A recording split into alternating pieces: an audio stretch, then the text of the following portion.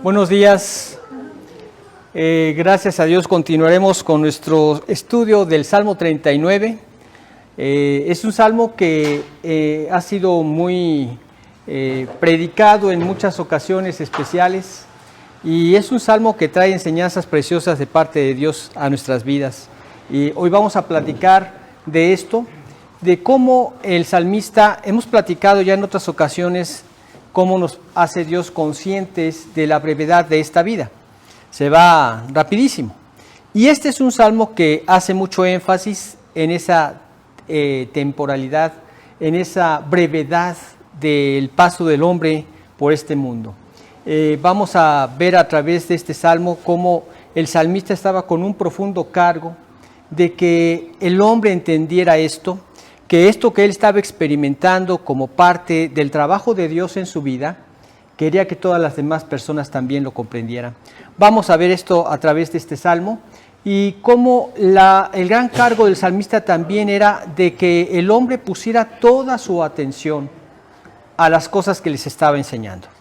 Vamos a ver a qué cosas Dios quiere que estemos atentos. Vamos a hacer una oración primero para encomendarnos al Señor y que Él nos guíe a través de su Espíritu. Padre bendito, agradecemos esta mañana, esta hermosa mañana que tú nos das, la vida y la salud que nos das para seguir aprendiendo de ti. Agradecemos esa protección que tú nos das, Señor, para poder seguir haciendo en nuestros días y que tu santa palabra siga transformando nuestros corazones y a través de nuestras vidas fluyendo a otras personas. Señor, te pedimos que tú puedas guiarnos a través de tu Espíritu y que esta enseñanza tan importante de la brevedad de esta vida no solo quede grabada en nosotros, sino también seamos conscientes día con día de esta realidad y podamos así ver la urgencia de alcanzar a los perdidos. Te pedimos tu gracia, te pedimos este favor a través de Cristo Jesús. Amén, Señor.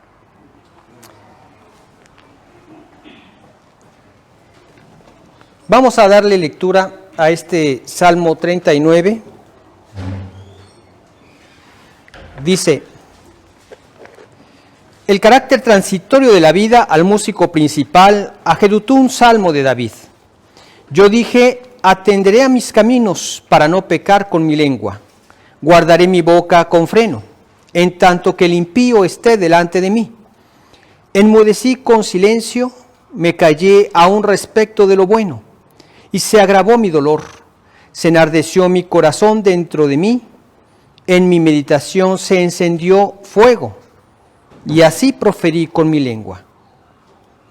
Hazme saber, Jehová, mi fin, y cuánta sea la medida de mis días, sepa yo cuán frágil soy. He aquí, diste a mis días término corto, y mi edad es como nada delante de ti. Ciertamente es completa vanidad todo hombre que vive. Ciertamente, como una sombra es el hombre. Ciertamente, en vano se afana, amontona riquezas y no sabe quién las recogerá. Y ahora, Señor, ¿qué esperaré? Mi esperanza está en ti. Líbrame de todas mis transgresiones. No me pongas por escarnio del insensato. Enmudecí, no abrí mi boca, porque tú lo hiciste. Quita de sobre mí tu plaga, estoy consumido bajo los golpes de tu mano. Con castigos por el pecado corriges al hombre y deshaces como polilla lo más estimado de él. Ciertamente vanidad es todo hombre. Oye mi oración, oh Jehová, y escucha mi clamor. No calles ante mis lágrimas, porque forastero soy para ti y advenedizo como todos mis padres. Déjame y tomaré fuerzas antes que vaya y perezca.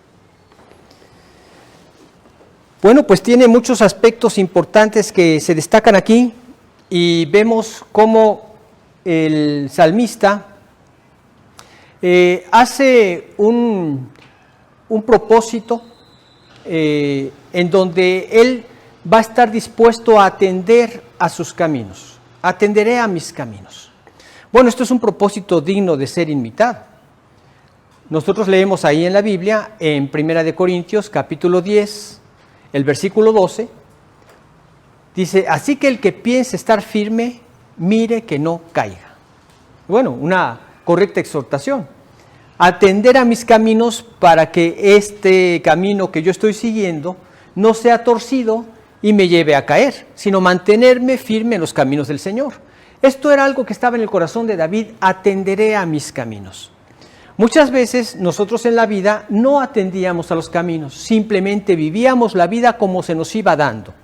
Y no atendíamos a los caminos porque estábamos dispuestos a vivir nuestra vida a nuestro antojo y caíamos de pecado en pecado ante los ojos de Dios. Y entonces no poníamos atención porque no nos gustaba lo que nuestra conciencia podría dictarnos o reprendernos y queríamos hacer nuestra propia voluntad. No atendíamos estos caminos. Aquí, el que piense estar firme, mire que no caiga, lo dice a personas que ya han tenido una experiencia con Dios, una salvación, una comunión con Dios, para no caer en sus caminos, que esos caminos que nosotros sigamos sean los caminos que nos alientan a vivir para el Señor. Entonces, atenderé a mis caminos es una exhortación que debemos imitar. Y aquí en este salmo vamos a ver con David a qué es a lo que debemos estar atentos. Y como primer punto que menciona aquí es estar atento a mis pasos. Vemos en el versículo 1,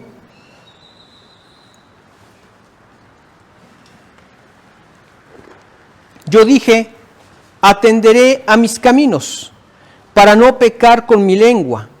Guardaré mi boca con freno, en tanto que el impío esté delante de mí.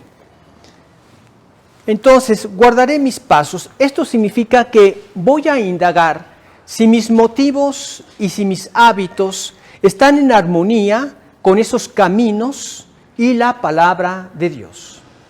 Leemos algo muy importante en el Salmo 119, en el versículo 105, que dice, lámpara es a mis pies tu camino, lámpara es a mis pies tu palabra y lumbrera a mi camino. Esto significa que la Biblia, cuando nosotros la leemos, es algo que nos guía en nuestro camino. Esto es algo muy importante. Cada creyente cuando se convierte necesita leer la palabra de Dios. No es que tú confíes en lo que se te va a decir o en lo que se te va a enseñar. Es que tú mismo lo veas en la Escritura. Hay muchos problemas en muchas familias porque se confían ya nada más en lo que les enseñan y no entienden o no pueden discernir la verdad del error porque no se han metido a leer la palabra de Dios, que es la verdad. ¿Cómo vas a saber que lo que te están enseñando es correcto o no si no lees la Biblia? Ahora, como padres somos más responsables, o diríamos doblemente responsables, de una vez que nos convertimos, leer la palabra de Dios cada día. Porque así debemos instruir también a nuestros hijos a permanecer firmes en la verdad de Dios. Dicho de otra manera, es a través de la Biblia donde encontramos cuál es el comportamiento correcto que le agrada a Dios, el cual yo debo seguir. Tú podrás escuchar consejos de personas más maduras que tú en la palabra. Tú podrás escuchar también mensajes que a simple vista parecerán muy buenos, pero si no son correspondidos con la Biblia, no es lo correcto. Hay error. La Biblia tiene que ser lo que me permita discernir la verdad del error. Y la que me guíe en mis caminos, que guíe mis pasos, que guíe mi comportamiento. Ahora, como padre, esto es muy importante porque es así como voy a poder enseñar también a otros. Enseñar especialmente a mis hijos y enseñar también a otros a través de lo que está escrito. Hay consejos que pueden ser a simple vista muy buenos, pero tú los examinas a la luz de la palabra y no son tan buenos. Entonces, ¿qué es lo que me permite discernir la verdad del error? Pues la verdad de la palabra de Dios. Se sale de la Biblia, ya no es palabra de Dios.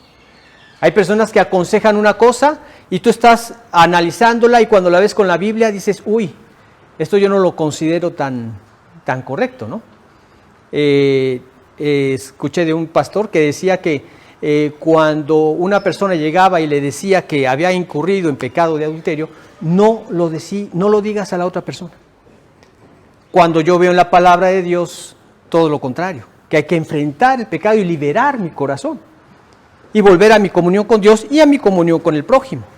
Pero ¿qué es lo que nos guía a tomar las decisiones correctas? Lo que leemos en la palabra. Por eso es importantísimo que cada uno de nosotros tengamos presente esto. No es nada más convertirme y ya. Y voy a confiar en lo que me enseñen en el grupo donde estoy estudiando la palabra. No. La Biblia nos la dejó Dios para leerla y para vivirla. Entonces tenemos que examinar nuestros caminos a la luz de la palabra de Dios. Ella es mi lumbrera y me libra de todo tipo de tropiezos. Mucha gente vive de tropiezo en tropiezo, de pecado en pecado, hundiéndose en mayores conflictos y problemas en su vida porque no conoce la Escritura. Si es un incrédulo, bueno, es de comprenderse, pero en un creyente no es algo que se debe esperar. Al contrario, Dios nos dejó su palabra para iluminarnos el camino y que no tropecemos. Entonces, en esa disposición que le rendimos nuestra voluntad al Señor, queremos obedecerle. ¿Y cómo saber a lo que hay que obedecerle si no la leemos? Necesitamos leerla y así sabemos qué es a lo que hay que obedecerle.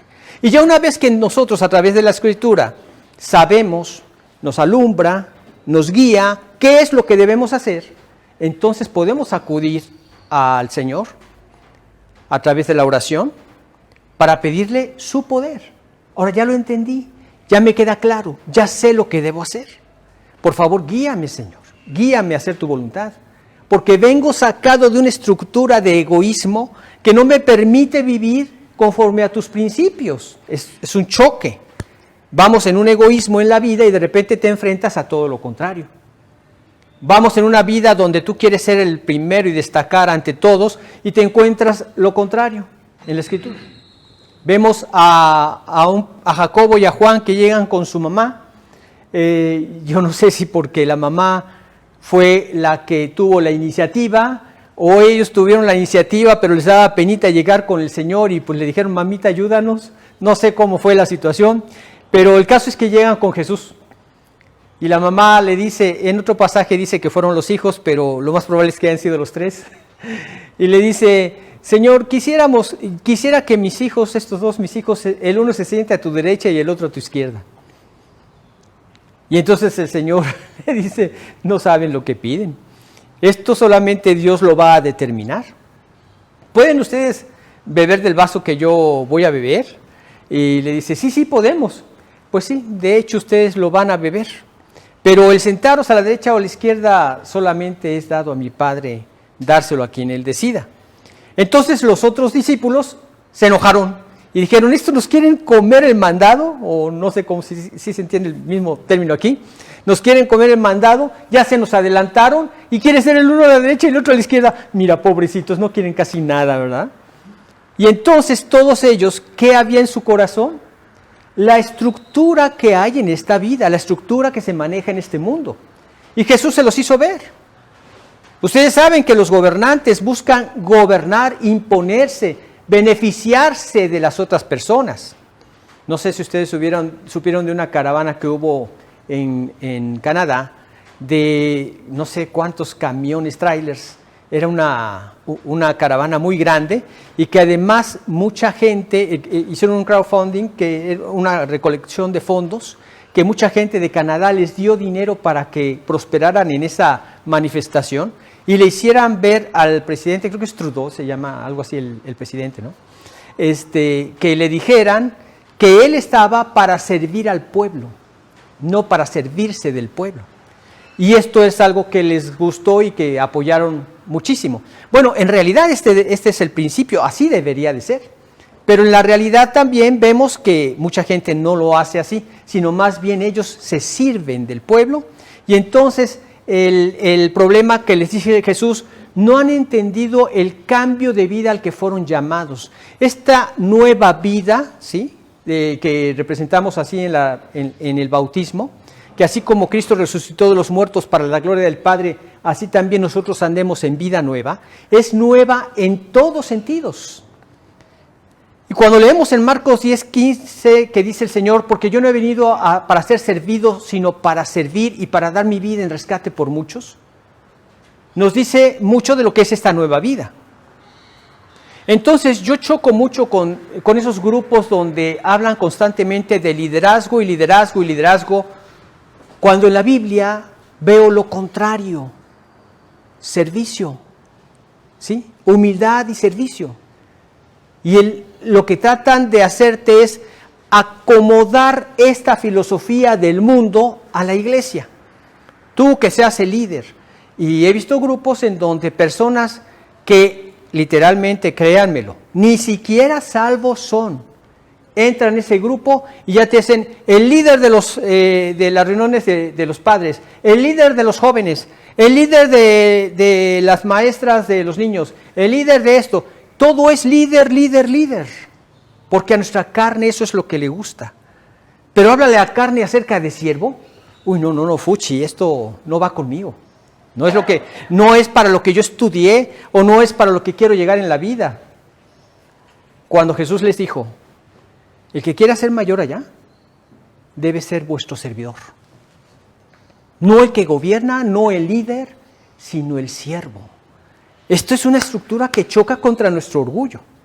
Cuando le hemos rendido nuestra voluntad a Cristo, entendemos lo que esto significa. Y en la medida que nos vamos dando en servicio, vemos la gran bendición que esto resulta también en reciprocidad para nuestra vida.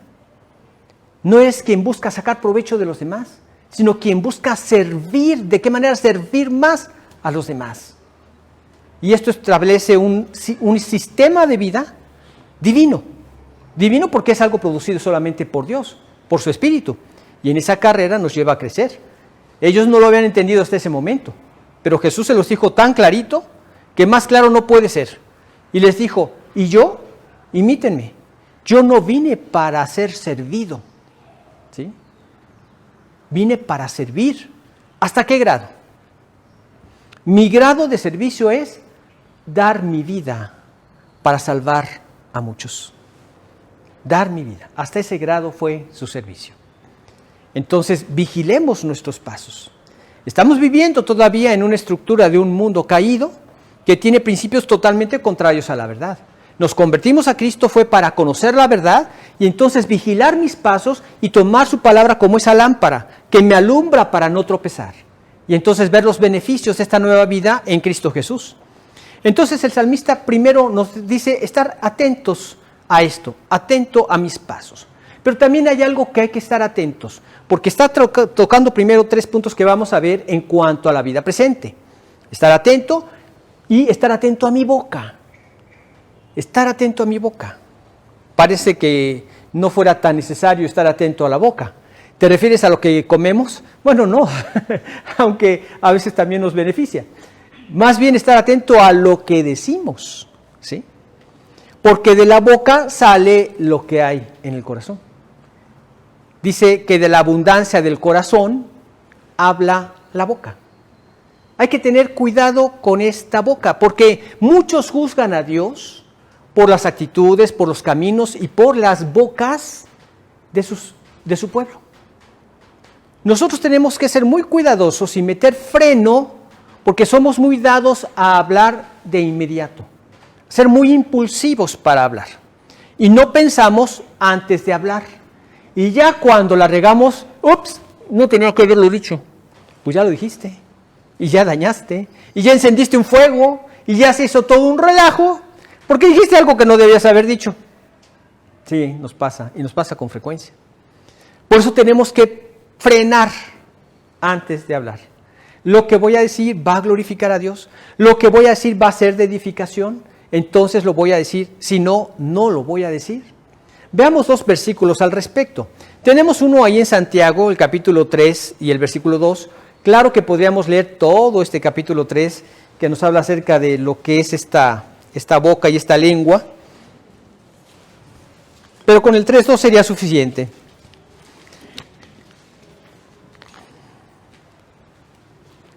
Dice Santiago 3.2. ¿Alguien tiene una Biblia que tenga Santiago? Aquí estamos ya. Dice, porque todos ofendemos muchas veces. Si alguno no ofende en palabra, Este es varón perfecto, capaz también de refrenar todo el cuerpo. O sea, no ofendes en palabra, has entendido el mensaje de la salvación, Cristo está gobernándola, te estás llenando de su palabra, estás entendiendo esas exhortaciones que valen más que el oro para tu vida y para tus relaciones. Entonces, estás creciendo en ese perfeccionamiento. Si somos perfectos ya de una manera, diríamos, imputada por Dios a través de Cristo, pero vamos creciendo en ese perfeccionamiento en la medida que en la vida práctica lo vamos aplicando. Y entonces cuidamos nuestra boca.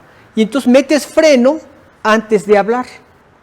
Vemos también en Colosenses capítulo 4, versículo 5.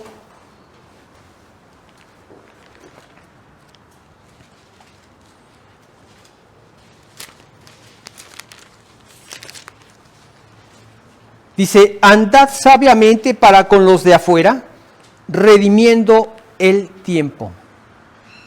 El versículo dice, yo dije, atenderé a mis caminos para no pecar con mi lengua, guardaré mi boca con freno, en tanto que el impío esté delante de mí.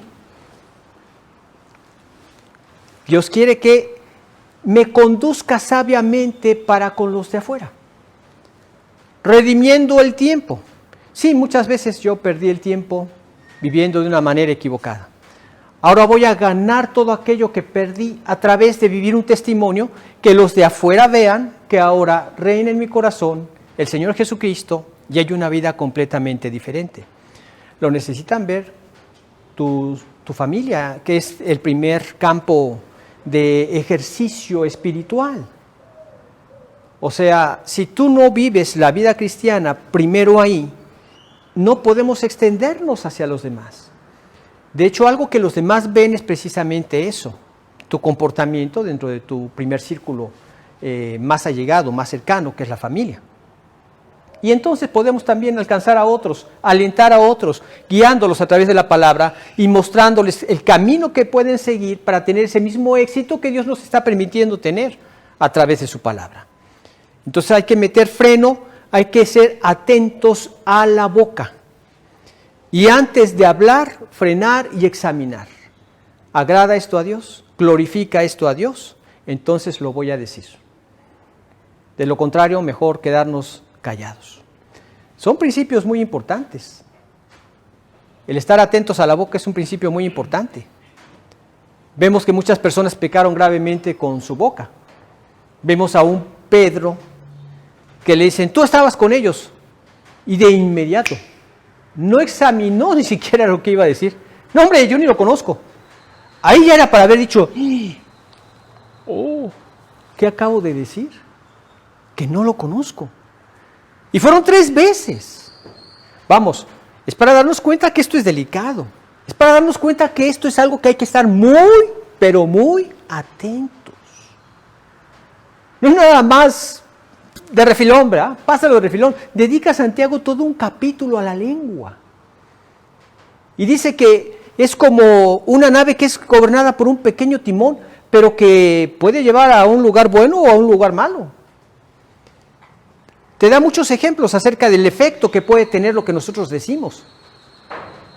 Ahora, qué hermoso que nosotros nos llenemos de la palabra de Dios y usemos esta boca para poder sacar lo que hay en abundancia en nuestro corazón, que sea la palabra de Dios. Entonces, hay que estar atento a mis pasos, hay que estar atento a mi boca y hay que estar atento a mi corazón en cuanto a los aspectos de esta vida. Vemos en el versículo 3,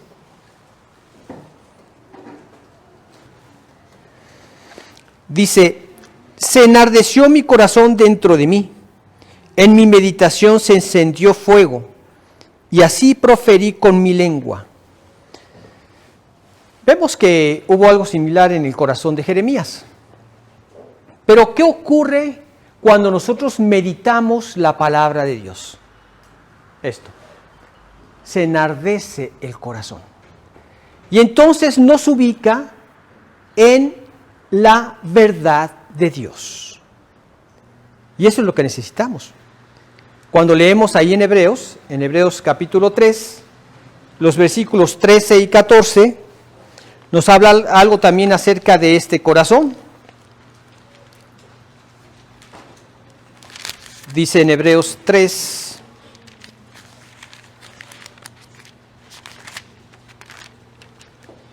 (12 y 13), mirad, hermanos, que no haya en ninguno de vosotros corazón malo de incredulidad para apartarse del Dios vivo. Antes exhortaos los unos a los otros cada día, entre tanto que se dice hoy, para que ninguno de vosotros se endurezca por el engaño del pecado, que no haya corazón malo de incredulidad. Nosotros vivíamos en tinieblas, influenciados por el diablo y por el pecado. Nos convertimos a Cristo y ahora pasamos de las tinieblas a la luz y de la potestad de Satanás a Dios, y ahora vivimos en ese camino de santidad y queremos hacer la voluntad de Dios. Todo esto porque ha sido transformado nuestro corazón. Y la palabra tiene un efecto muy importante en esta transformación. Cada vez que nosotros vamos a la palabra y la meditamos. ¿Qué queremos decir con esto? Sí, es fácil que todo el mundo lea la palabra. Yo conozco personas que ni siquiera son salvos y han leído la Biblia. Pero, aunque no toda, en los casos que yo conozco, un amigo me decía que la leyó porque así era una asignatura que le habían dado en la escuela donde él estudió, y la vio como una asignatura nada más. Pero leer la palabra no es lo mismo que leerla y meditarla. Meditarla es cuando examinamos nuestra vida a la luz de lo que vamos leyendo.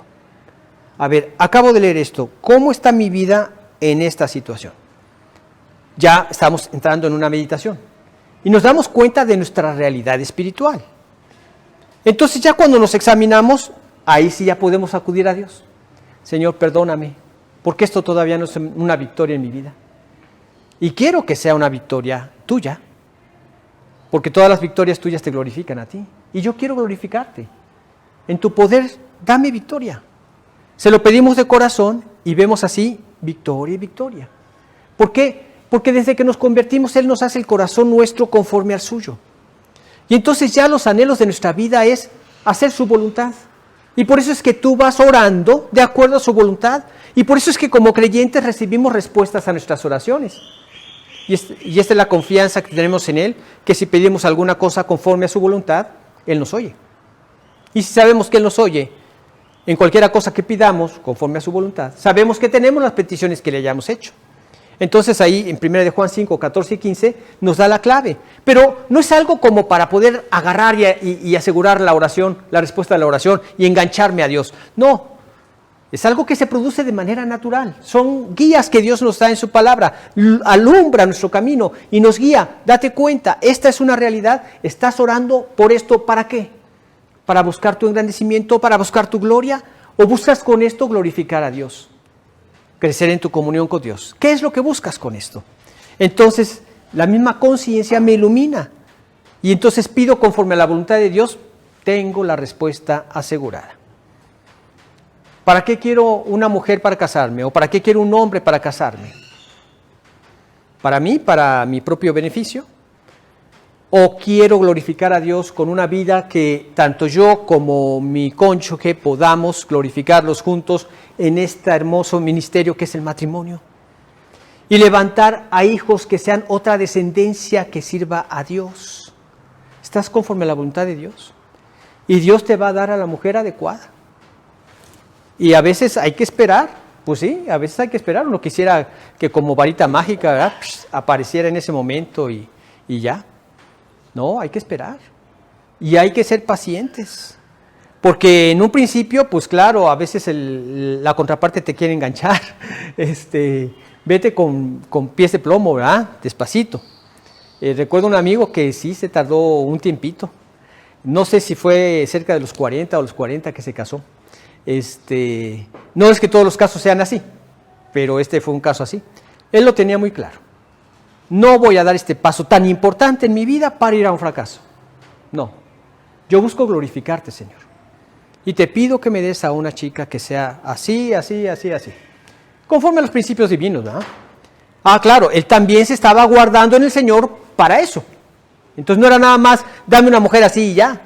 Yo conozco personas incrédulas que van a los grupos cristianos a eso, a engancharse a alguna creyentita para que sea una mujer sumisa, esté en la casa y me aguante todas mis infidelidades, ¿no?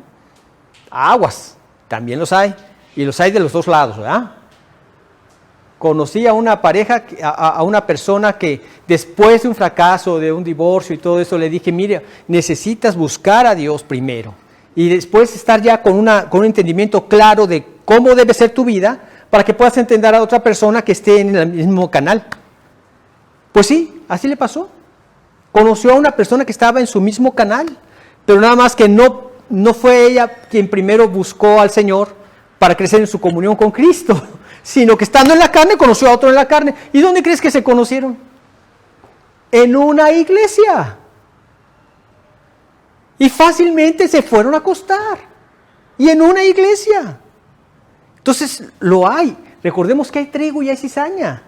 Y no por estar en una iglesia ya quiere decir que, ya mi corazoncito se va, porque la conocí en una iglesia y en una iglesia sana, y en una sana doctrina. Cuidado. Hay de los dos. Entonces este hombre se le acerca a su papá y le dice, oye, mijo, ya cásese, mijo. Ya está en edad de hacerlo. Ya mis amigos hasta me dicen, oye, tu hijo, cuidadito, porque ya va a empezar a decir, preséntame a tus hermanos en lugar de preséntame a tus hermanas. No, y peor que esto ya es una moda, ¿eh? En las escuelas, en los colegios, en las universidades, es más popular el que dice soy gay o soy homosexual que el que dice soy una persona normal. Bueno, el caso es que él le dijo, papá, sus amigos no van a estar preocupados tratando de solucionar mis conflictos en el matrimonio o a punto de divorciarme, ¿verdad? No se van a hacer cargo, no les va a importar eso. Déjeme, yo estoy esperando a la mujer del Señor. Y sí, y vino la mujer del Señor y tienen un ministerio para el Señor los dos. Así es que tengamos cuidado con este corazón. ¿Por qué? ¿Qué nos dice Jeremías el Señor? Leemos en Jeremías 17:9 que dice, engañoso es el corazón más que todas las cosas. Ay. ¿Más que mi lengua? Sí. ¿Y cómo es la lengua? O sea, más que la lengua. Más que mis pasos, sí. Más que todas las cosas. Y perverso. ¿Quién lo conocerá? Yo, Jehová. Que escudriño la mente, que pruebo el corazón para dar a cada uno según su camino, según el fruto de sus obras. Estás en Cristo y tu corazón está en el Señor. Entonces vas a ser grandemente bendecido y vas a ser de gran bendición para la obra del Señor, para el proyecto del Señor. Entonces, en cuanto a la vida presente, estaba este salmista con estos aspectos muy atento a sus pasos, atento a su boca, atento a su corazón, porque lo que quería proferir con sus labios era de una importancia capital. Tenía que ver ahora con los aspectos del futuro, lo que vendría en el futuro. Vemos en el versículo 4 que dice, ¿cuál es mi fin? Hay que estar atentos para ver cuál es mi fin. Leemos en el versículo 4. Hazme saber, Jehová, mi fin, y cuánta sea la medida de mis días. Sepa yo cuán frágil soy. ¿Qué nos trata de enseñar el mundo a través de los diferentes medios de comunicación? Más si ves los Avengers, ¿se llaman? Los superhéroes. Los ves tan poderosos que te hacen sentir que tú eres el poderoso, ¿verdad? A muchos niños así los hace sentir. Yo era pequeño cuando estaba la serie de Superman, bueno, en blanco y negro. Yo era niño y supe de una noticia que un niño que estaba vestido de Superman se lanzó por la ventana de su casa y se dio cuenta que no podía volar como Superman. Yo tuve un vecino, el famoso Martín, que se metía a mi casa como si fuera su propia casa, y un día estaba sentado en la sala de mi casa y yo salí de mi recámara al estudio y lo veo ahí sentado. No me acuerdo de qué hora era. El caso es que lo veo y me impresionó verlo con una cara súper triste, demacrado, como que sin sentido en la vida. Y te estoy hablando de un niño de 4 años. En ese tiempo tenía 4 años. Y entonces le digo, Martín, ¿qué te pasa? Me dice, es que mi vida no tiene sentido. Yo no puedo volar, yo no puedo trepar los edificios, yo no tengo poderes, mi vida no tiene sentido. O sea, ¿hasta qué grado le afectó al niño? Gracias a Dios que mis hijas y en casa le extendimos los brazos y se sentía como en casa y pudimos ayudarlo en todos estos aspectos que cambiaron el sentido de su vida. Pero vamos, el caso es que, ¿cómo afectan estas cosas? ¿Así nos queremos sentir? ¿Cuál es el fin de mis días, Señor? Balaam era un falso profeta. Y él fue llevado por Balac para que le maldijera al pueblo de Israel. Y él no podía decir nada que no le dijera a Dios, porque ya Dios se le había manifestado. Y le dijo a través de hacer que hablara una mula y finalmente reaccionó cuando estaba golpeando a la mula y el ángel lo vio y le dijo el ángel, si la mula no se hubiera desviado te hubiera matado. No, si quieres me regreso, Señor. Él estaba determinado a hacer su voluntad.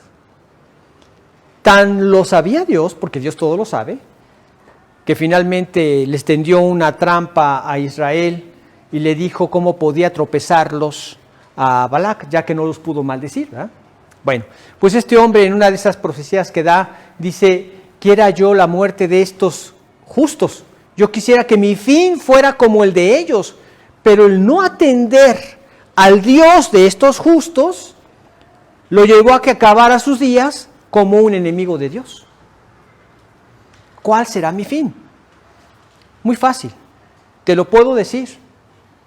Bendición, gozo y dicha al final de tus días y vida eterna al lado de Dios, si tú aceptas el sacrificio de Cristo.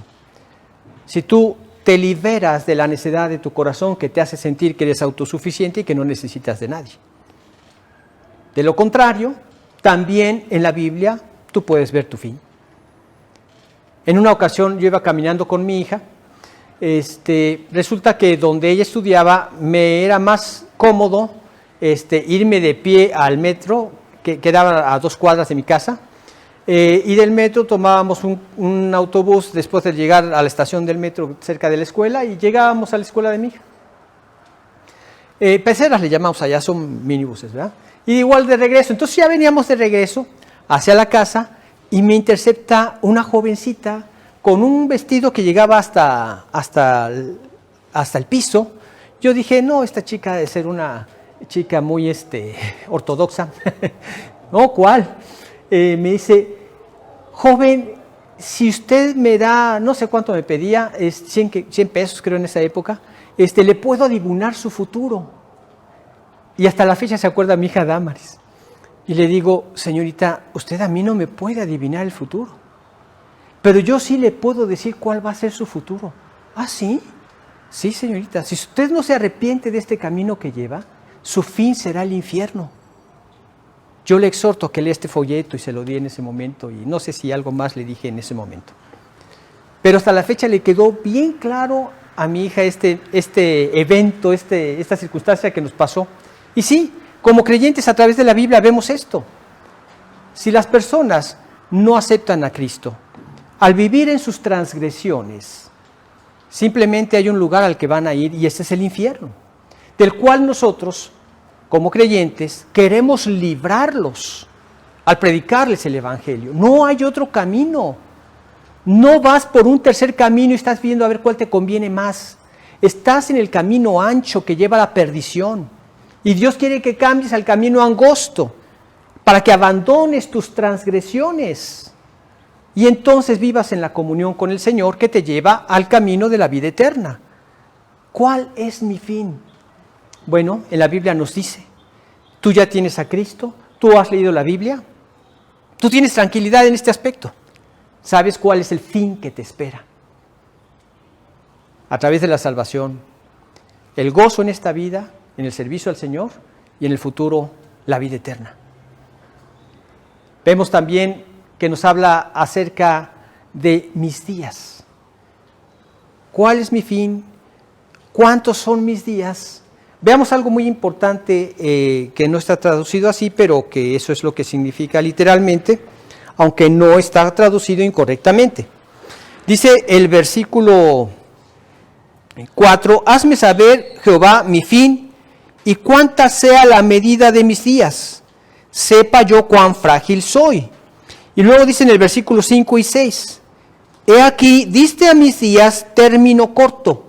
Esto significa largura de un palmo, que era de dedo a dedo. Este era el palmo, ¿sí? Largura de un palmo, cortito. He aquí, diste a mis días término corto, y mi edad es como nada delante de ti. Ciertamente es completa vanidad todo hombre que vive. Ciertamente como una sombra es el hombre. Ciertamente en vano se afana, amontona riquezas y no sabe quién las recogerá. Bueno, con cuánta claridad nos habla acerca de esto, ¿no? Largura de un palmo, así es la vida. ¿Crees que vale la pena vivirla para los placeres y para hacer riquezas? ¿Vale la pena vivirla para algo tan pobre que finalmente aquí se queda? Nadie se lleva nada de lo que hace en esta vida. Dice en Eclesiastés, como viniste a esta vida desnudo, así se va tal como vino. Y nada tiene de su trabajo para llevar en su mano. O sea, de todo lo que hiciste con tu trabajo, nada tienes para llevar en tu mano. Así es como es la vida. Y acá nos hace ver esto. Hazme consciente de esto para no vivirla en las cosas que se quedan, que no valen la pena. Ahora, ¿tú analizas al mundo en el que vivimos? Todo mundo que no tiene al Señor vive por esta vaciedad. Dan su vida por eso. Ahora, yo no estoy diciendo que esté malo que trabajen, que sean diligentes en su trabajo, que por la diligencia en su trabajo prosperen. Eso no está mal. Lo malo es que su corazón está en eso. El fin de su vida, sus propósitos están en eso. Viven, sueñan, duermen, pensando únicamente cómo voy a hacer más dinero, cómo derramaré mis graneros y los edificaré mayores y ahí guardaré todos mis frutos y mis bienes. Y el Señor le dice, necio, esta noche vienen a pedir tu alma y lo que has provisto, ¿de quién será? Así es el que hace para sí tesoros y no es rico para con Dios. ¿Sí? Nos vienen a pedir el alma en esta noche. Mira, es tan absurdo. Yo recuerdo a una persona que vivía en Cuernavaca y estudiaba en México, en la Ciudad de México. Se tenía que parar muy temprano para llegar a la universidad. Llegaba ya tarde a su casa, dormía muy poco, pero le echó todas las ganas para poder sacar su carrera y ser alguien en la vida. Pero, como les digo, no está mal el esfuerzo que tú hagas por prosperar y hacer de tu vida una vida mejor y a tu familia. No, el problema es que ahí esté tu corazón. Que no haya propósitos eternos. Que no esté en tu corazón el buscar a los perdidos en tu universidad o en tu trabajo. Que no busques vivir un testimonio que hable de Cristo para impactar a esos corazones. Eso es lo que no hay en la vida de alguien sin Dios. Entonces dio su vida por estas cosas y finalmente se graduó. Y ni siquiera pudo entrar a trabajar cuando se murió. Y tú dices, qué tremendo ejemplo lo que pasó en su vida. Y así muchos otros, que ves que viven por estas cosas. Y no solo tienen dinero y tienen una vida buena, sino hasta tienen otras propiedades, tienen muchos carros que ni siquiera los circulan, se les arruinan de viejos, etc. Y así pasan su vida. Y para lo que era importante, no vivieron. Y entonces cuando llegan a la eternidad, apartados de mí, malditos, al fuego eterno, preparado para el diablo y sus ángeles. ¿Qué? A ver, Señor, no. A ver, espérate. Yo siempre he arreglado mis problemas. Y los he arreglado por mí mismo. Ya acá entre nos, calladitos, ¿cuánto quieres? Así lo arreglamos, ¿no? Que te detuvo la gente de tránsito y ¿cuánto quieres? Que tienes alguna situación que quieres hacer abajo del agua, ¿cuánto quieres? Que no te quieres vacunar, pero que te quieres ir a Estados Unidos, ¿cuánto por la tarjetita? Y te estoy hablando de creyentes, de creyentes. No me quiero vacunar. Pero yo tengo que salir del país y yo la saqué chueca.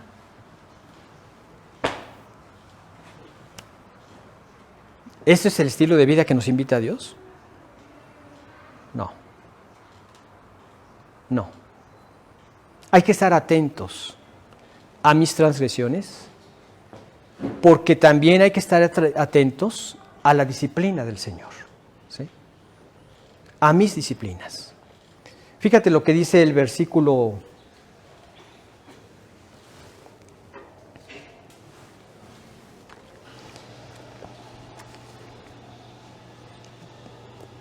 9, el 7.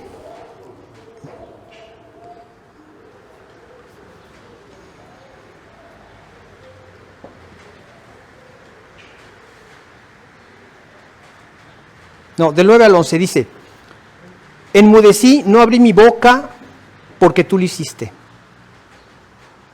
Quita de sobre mí tu plaga. Estoy consumido bajo los golpes de tu mano.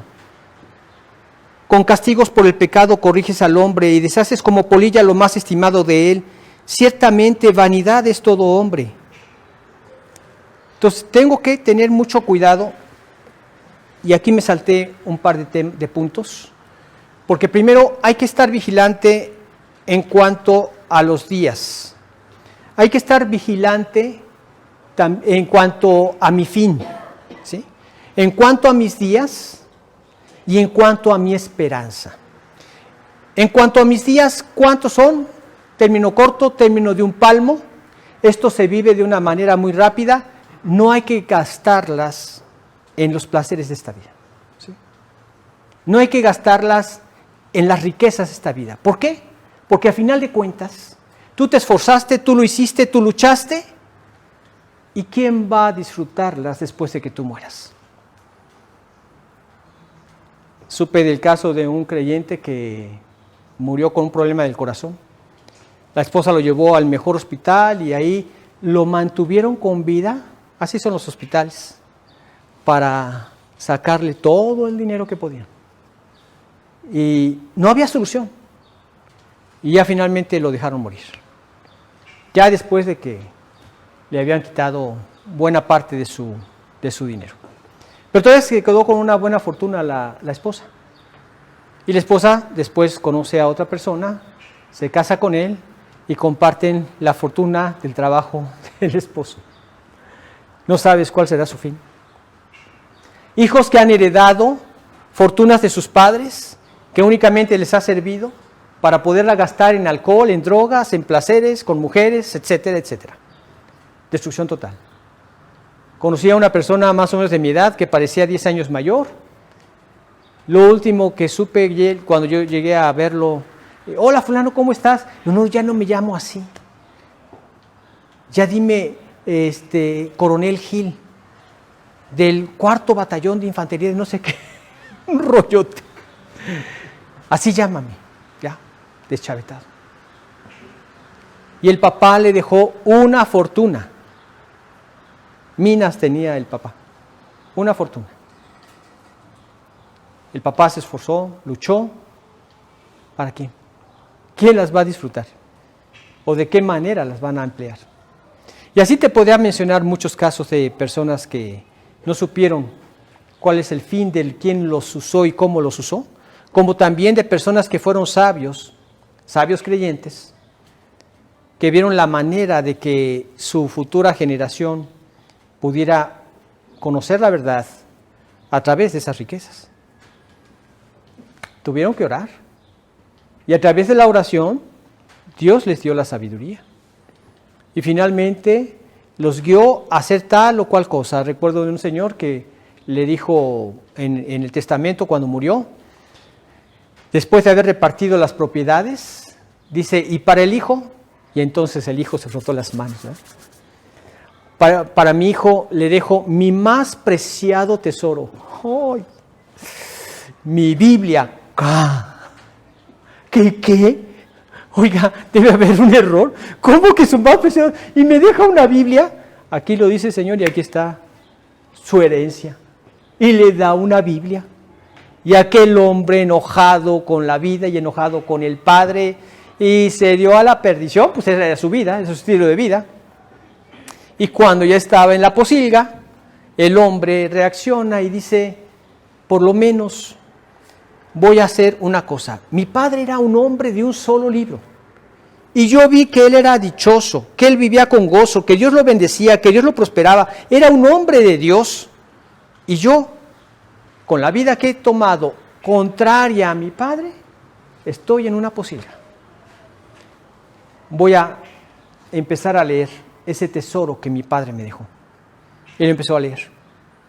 Y a través de su lectura, ya con un corazón contrito, humillado, se convirtió a Cristo. Y ya por las páginas casi finales, apareció un billete de banco, un cheque, donde estaba el monto de lo que le había heredado el padre. Pero después de haberse convertido, lo supo usar. Se requiere fe. Y el padre tuvo la fe. Y él dijo, si mi hijo va a la Biblia, es porque ha sido quebrantado por Dios. Si mi hijo va a la Biblia, es porque la quiere leer. Y si mi hijo va a la Biblia, es porque se convierte a través de la Biblia. Y ahí va a estar el tesoro. Ahí entonces lo vas a ver usar. Si mi hijo no se quiere convertir jamás, ese dinero lo único que le va a servir es para morirse más rápido. Así es que no lo va a encontrar nunca. Y a saber quién lo va a encontrar. Señor, tú guía, tú usa esto.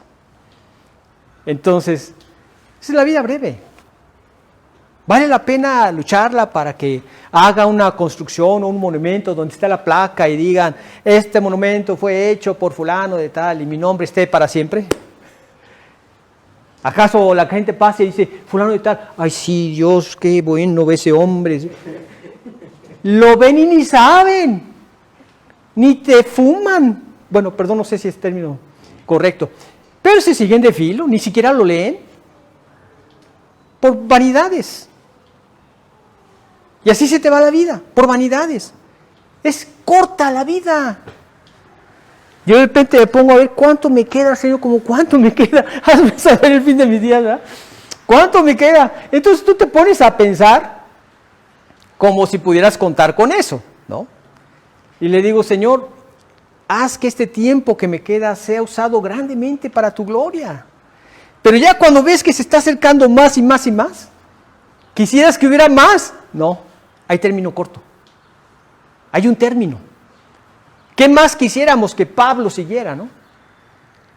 Tú ves cuando estaba muriendo, no me acuerdo si fue Moody o Spurgeon, y llega un creyente, Señor, tú sabes cómo somos edificados con su vida, por favor, no te lo lleves. Y aquel hombre se incorpora y dice, callen ya a este hombre, si lo que yo más quiero es irme al lado de mi Señor. Pues sí, llega un término. Y ya lo que queda, lo que hiciste, ahí quedó, pero sigues a la eternidad con Dios. Qué hermoso acabar nuestros días así. Es entonces cuando vas a decir, valió la pena mi vida. Gracias, Dios. Y llegarás a la misma conclusión que llegó Josué.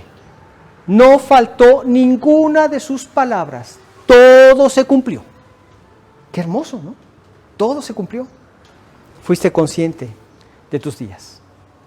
También hay que estar atento a mi fin, a mis días y a mi esperanza. Vamos a leer el versículo 7.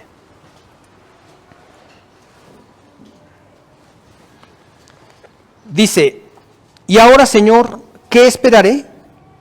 Mi esperanza está en ti. ¿Qué esperaré? Que tu esperanza esté en Dios, no en ti mismo, no en las circunstancias, sino en Dios. ¿Dónde tienes la esperanza? ¿En que cambie el gobierno? El gobierno no va a cambiar. En mi país se salió con la suya el presidente y va a ser a la mitad de su mandato una votación de si quieren que siga en el poder o se salga. Lo mismito que hizo Hugo Chávez, los mismitos pasos que está haciendo este hombre. y así cada 3 meses. Si nuestra Constitución decía que 6 años y a volar, ¿sí? Así. Él va a lograr lo mismo que logró Hugo Chávez. Casi estoy seguro. Yo espero que el Señor venga antes y no esté aquí para verlo, pero casi estoy seguro. Así está este hombre. Espero que haya suficientes políticos que mantengan la Constitución y no lo dejen salir con la suya. Pero la gente tiene esperanza en un gobernante para que cambie su estilo de vida. Sí, esa es la pobreza en la que vive el hombre sin Dios. Ponen su esperanza en lo que más nos falla, en el hombre que es falible, que es pecador. No. Mi esperanza no está ahí, Señor. Mi esperanza está en ti.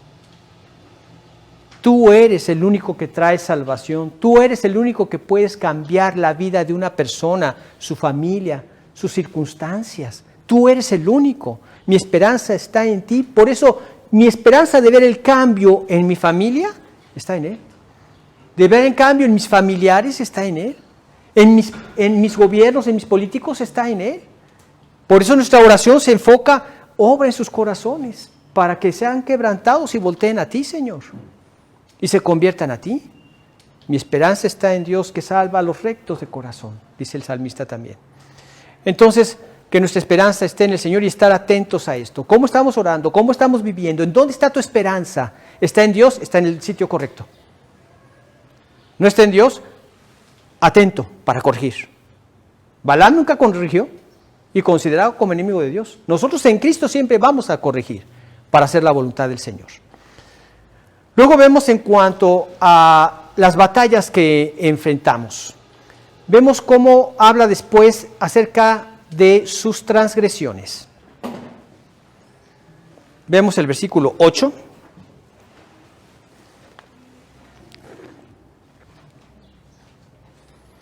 Dice, líbrame de todas mis transgresiones, no me pongas por escarnio del insensato. No prestar atención a todas estas cosas es desperdiciar la gracia de Dios y dejar que el pecado nos domine.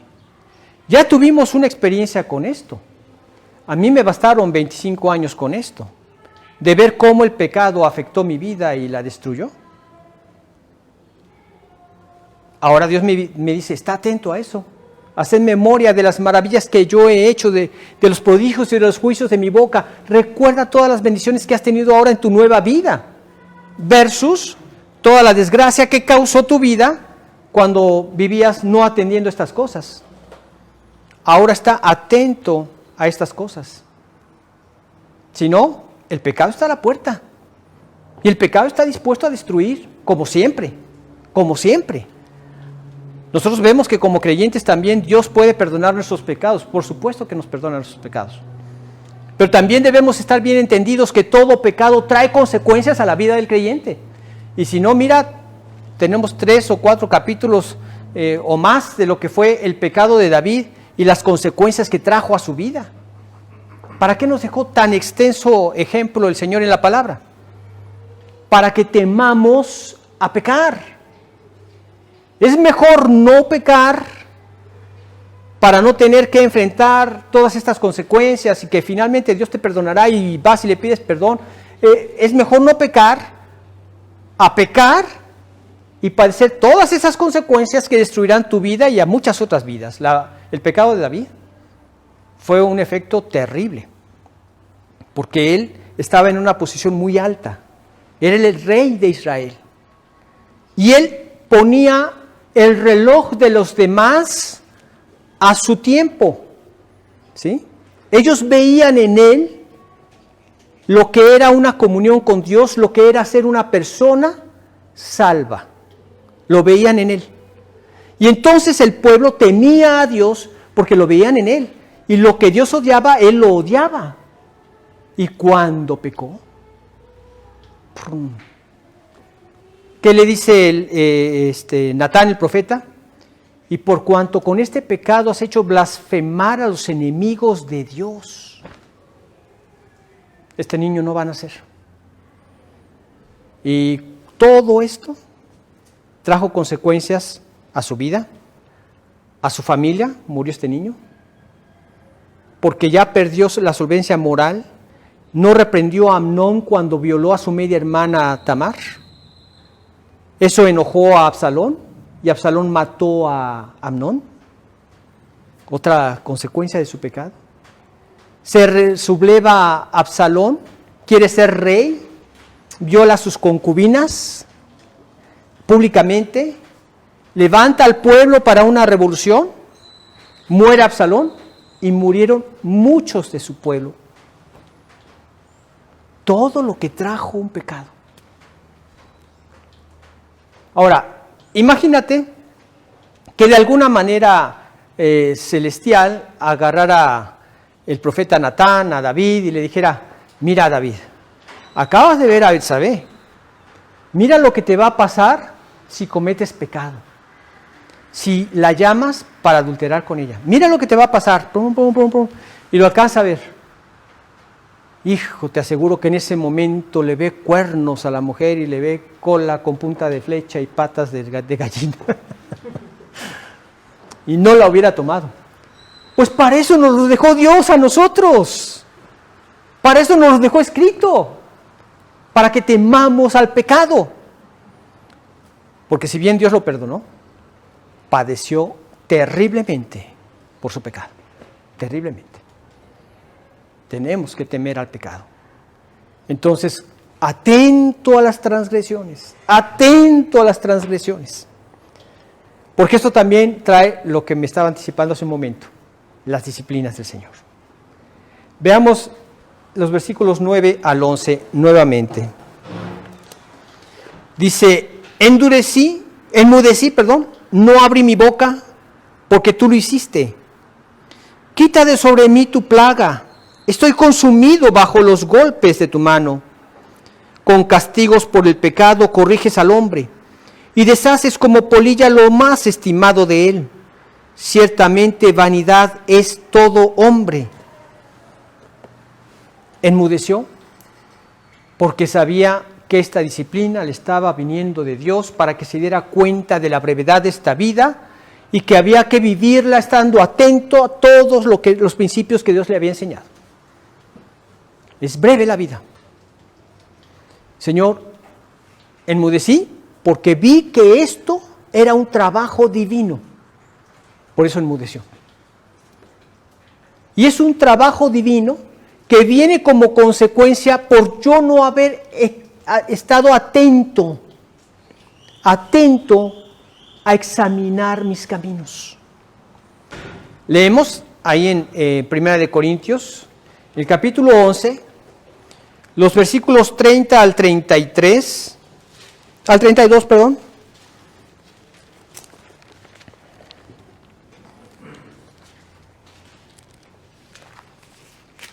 Dice: por lo cual hay muchos enfermos y debilitados entre vosotros y muchos duermen.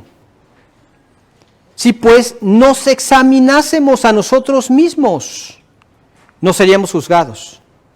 Mas siendo juzgados, somos castigados por el Señor, para que no seamos condenados con el mundo.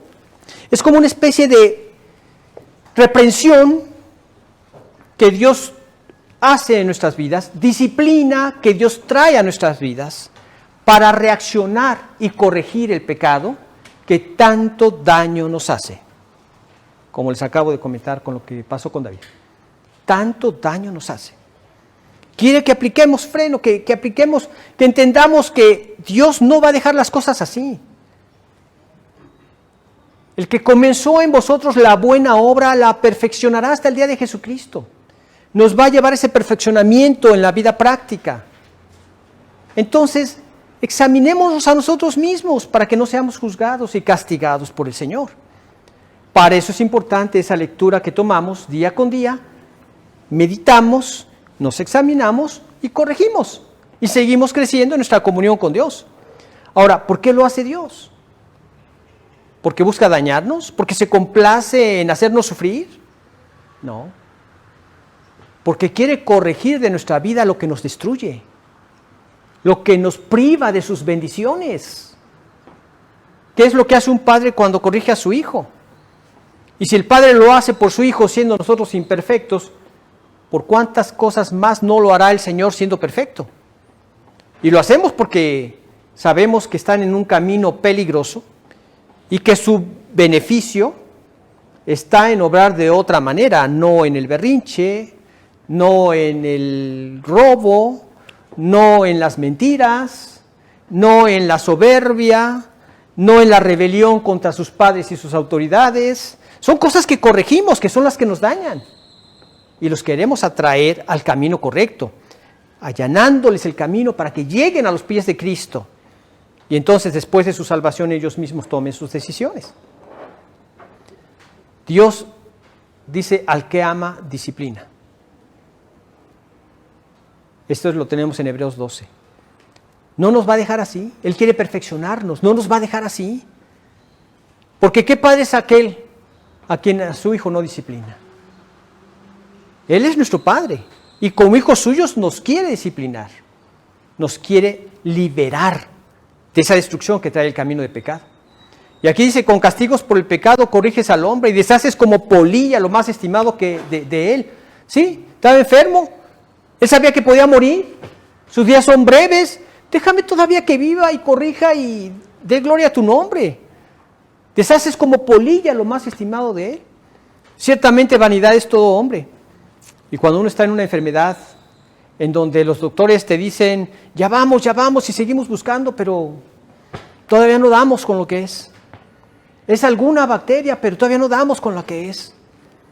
Y ahí tienes a la familia orando y a la iglesia orando y al creyente meditando. Y si me muero hoy, qué breve fue la vida. O de repente un choque y ¡pum! ¡Ting! Es todo lo que escuchas. Un choque que de repente te da y ¡ping! Les comentaba de un tráiler que en una caseta de las que transitamos nosotros para venir a Guatemala, invade el carril contrario y a los carros que estaban estacionados, 5 carros se llevó. Montón de muertos. Estaban esperando a que llegara el turno para pagar su peaje y de repente ven al tráiler y ¡pum! Ya estoy yo. Así es la vida. Entonces, entendamos. Y si pasamos por alguna enfermedad o por alguna necesidad, veamos lo breve de esta vida, pero también veamos lo amoroso y poderoso que es Dios. Amoroso para mostrarnos esto con cuidado para que reaccionemos y demos nuestra vida para Él. Y poderoso para arreglar las cosas que me llevaron a entender esta brevedad de la vida. Entonces, las disciplinas de Dios, así son. Así son y lejos de molestarnos o enojarnos por ser participantes de ellas, agradezcámosle a Dios esos cuidados que Él tiene por nosotros. Porque con esas disciplinas trata de una manera amorosa a nuestra vida. Con castigos por el pecado corriges al hombre y le haces ver que vanidad es todo hombre. Vanidad. ¿Qué sentido entonces tiene la vida? ¿Para qué estoy aquí? Esas preguntas, cuando yo me convertí, fueron precisamente las que les dio sentido a mi vida. Y no me la acababa de creer. Yo decía: pero Dios, ahora entiendo el sentido de la vida. Oye, fue una super revelación. Ese es el sentido de la vida. Vivirla para el Señor. Atender a su salvación y vivirla para el Señor. No hay otro sentido en la vida. Lo vemos en la vida que llevamos. ¿Sí? Trabajabas y te esforzabas por tener un mejor estatus en tu familia y por tratar de escalonar ahí en tu trabajo y tener un mejor sueldo. Pero en eso se te fue consumiendo el tiempo. Y de repente tus hijos fueron creciendo y las necesidades también. Y finalmente tus hijos se casan y luego llegan los nietos y se fue la vida. ¿Y qué sentido tuvo la vida? ¿Venir para crecer, multiplicarnos y morir? ¿Así de simple? No. Tiene un mayor sentido.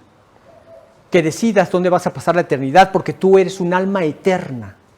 Todo lo hizo hermoso en su tiempo y ha puesto eternidad en el corazón de los hombres, sin que alcance el hombre a entender la obra que ha hecho Dios desde el principio hasta el fin. Ha puesto eternidad en el corazón de los hombres. Tú eres una persona eterna. Cuando lo ves desde este punto de vista, del bíblico, del real, entonces entiendes para qué es esta vida. Ese es el sentido de la vida. Finalmente nos habla acerca de estar atentos a las transgresiones, a las disciplinas y a la oración. Es lo que dedica los últimos versículos, 2 últimos versículos. Perdón que me extendí un poco. Oye mi oración, oh Jehová, y escucha mi clamor. No calles ante mis lágrimas, porque forastero soy para ti y advenedizo como todos mis padres. Déjame y tomaré fuerzas antes que vaya y perezca. Claro que ya con un corazón quebrantado, las fuerzas que le pedía era precisamente para vivirlas para Él. Hay que estar atento a nuestras oraciones. Es muy fácil caer en un costumbrismo, en que te pones a orar e inmediatamente empiezas, bla, bla, bla, Dios, te pido por esto y por esto y por esto y por esto, y no sabes ni con quién estás hablando.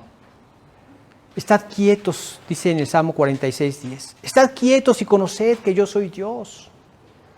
Seré exaltado entre las naciones, enaltecido seré en la tierra. Date cuenta quién soy yo. Detente y medita quién soy yo. ¿Y ya estás conectado? Una vez que ya estás conectado, esto es un ejercicio que se va puliendo con el paso del tiempo. Y yo les digo, en una ocasión le pidieron a don Emilio que orara en una reunión que yo estaba.